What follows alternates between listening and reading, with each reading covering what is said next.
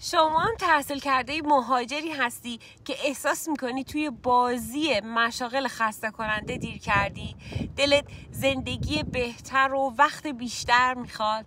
منم دقیقاً 3 سال پیش اینجا بودم، اما روحیه ماجراجو و بلند پروازم بهم کمک کرد که راههای دیگر رو هم امتحان کنم.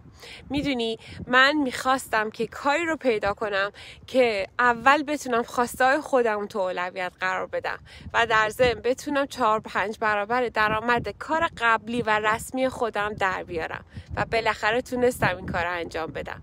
حالا میخوام از خودت بپرسی، خیلی صادقانه جواب بده، آیا واقعا از شرایط کارت، زمانت، درآمدت راضی هستی یا اینکه بهت گفتن که همه چیز خوبه و تو هم باید دندون رو جیگر بذاری و روزاتو بگذرونی؟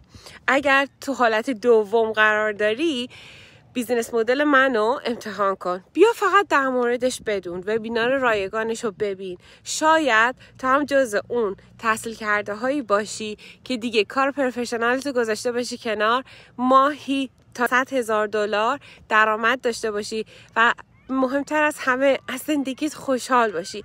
اشتباه نشنیدی، بله تو بیزینس ما همه چیز امکان داره. بیا تو بهت نشون میدم.